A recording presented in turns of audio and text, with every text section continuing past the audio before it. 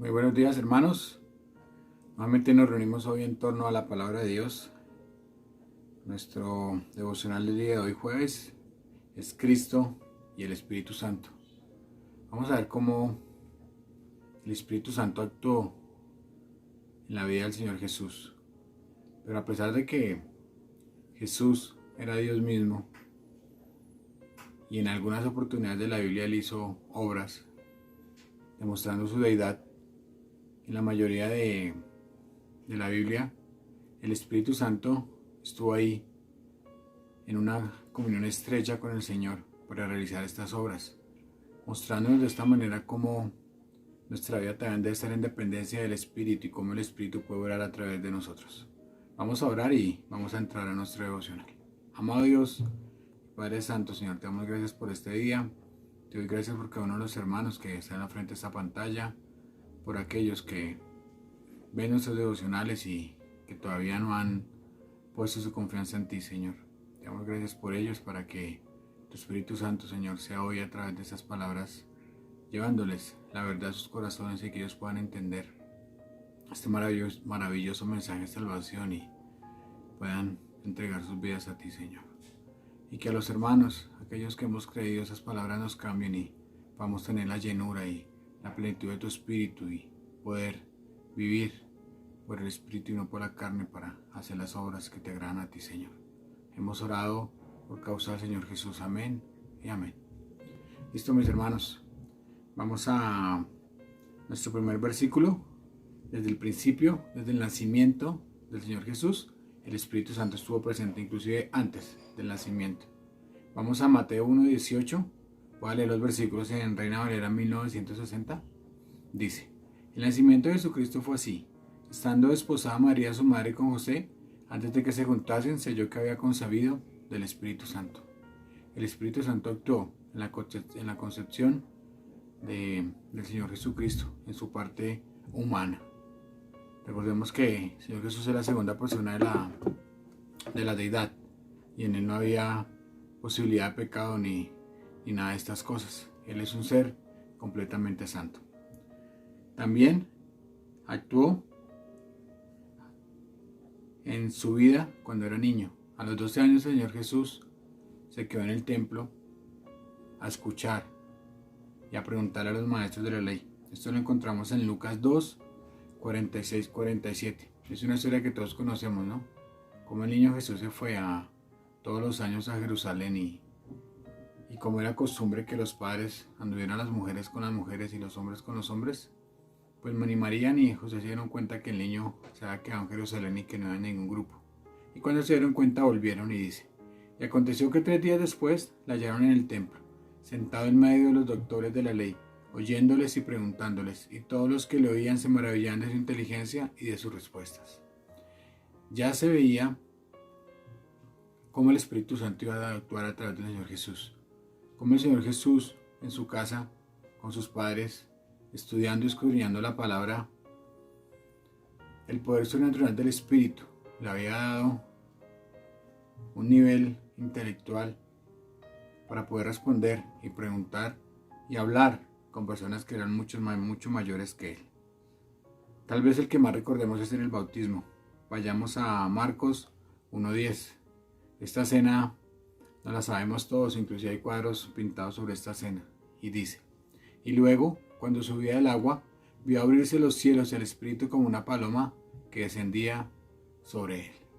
Aquí, aparte de la Trinidad en pleno, también vemos el Espíritu Santo del Señor posando sobre el Señor Jesús, dando muestras, dando su aprobación o no aprobación, dando a entenderle a todos los que vieron esto que Él era su Hijo amado.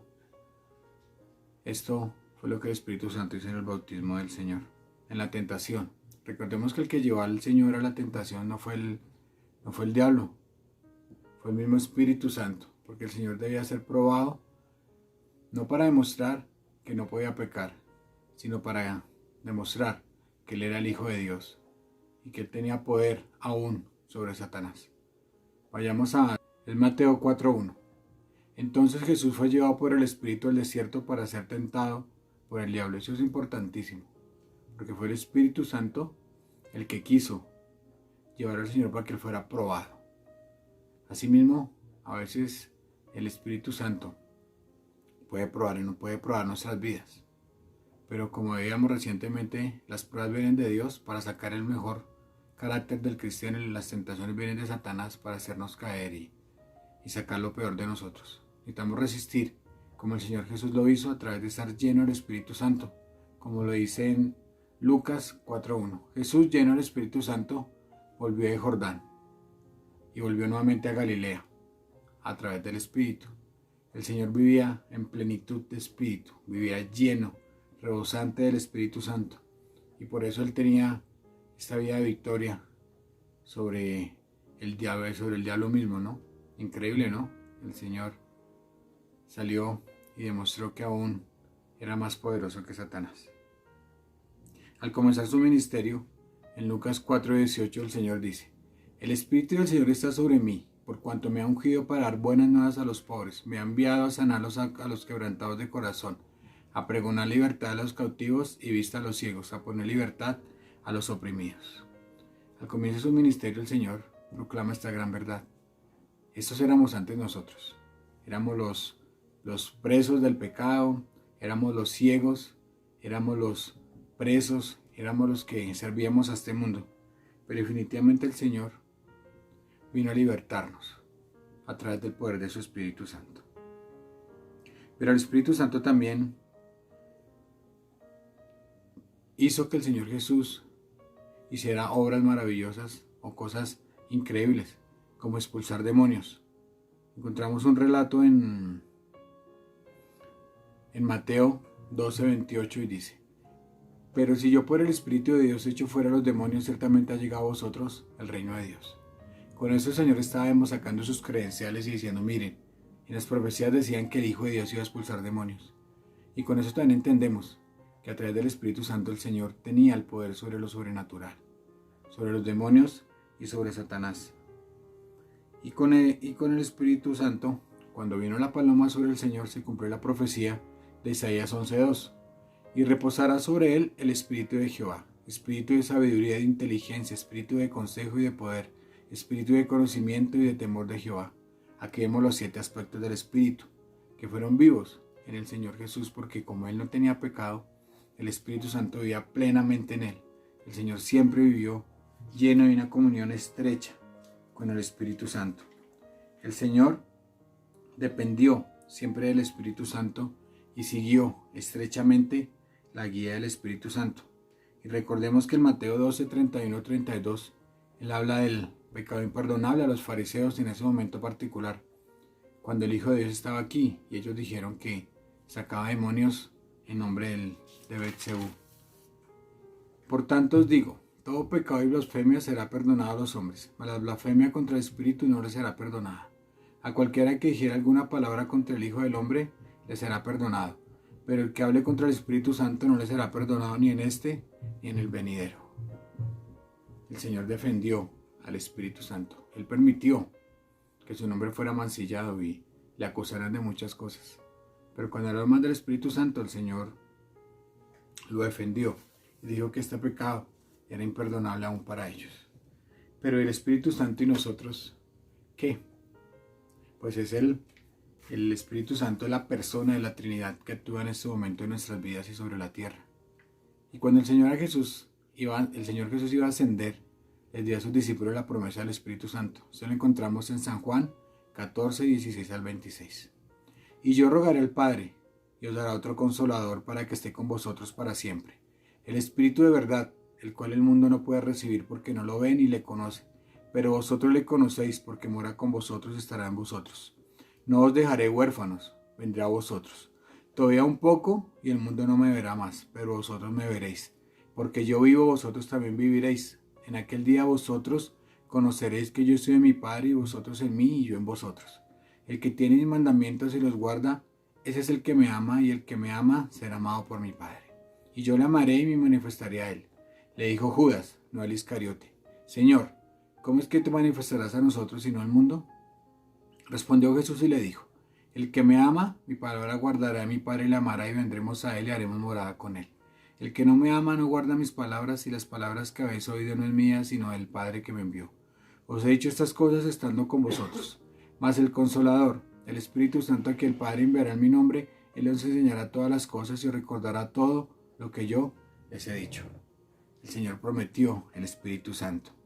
Prometió que el Espíritu Santo iba a ser nuestro ayudador divino.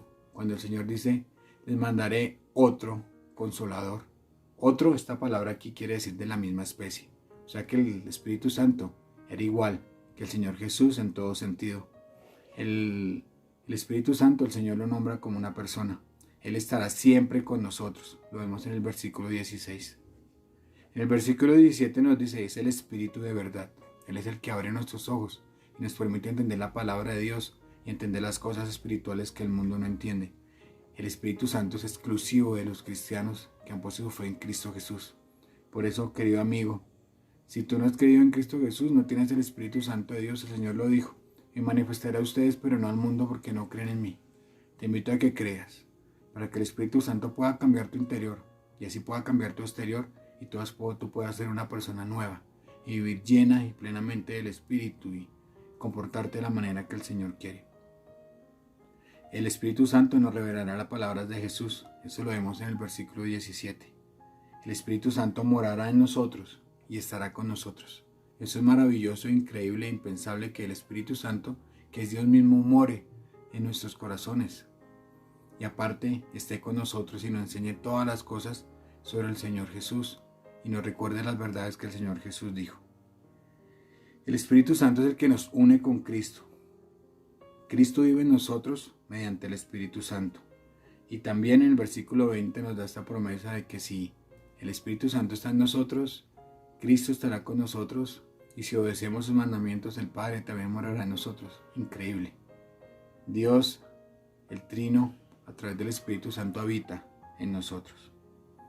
Y lo más valioso, lo más hermoso, el versículo 21, el amor de Dios. A los que amamos a Cristo, Dios se manifiesta en nuestras vidas. El Espíritu Santo hace posible que tengamos el amor de Dios. Pero hay una condición: obedecer tus mandamientos. Y ese es un mensaje para los que hemos creído en Cristo. ¿Realmente estamos viviendo como Dios quiere? ¿Estamos obedeciendo sus mandamientos? ¿Estamos buscando el reino de Dios y después todas las demás cosas?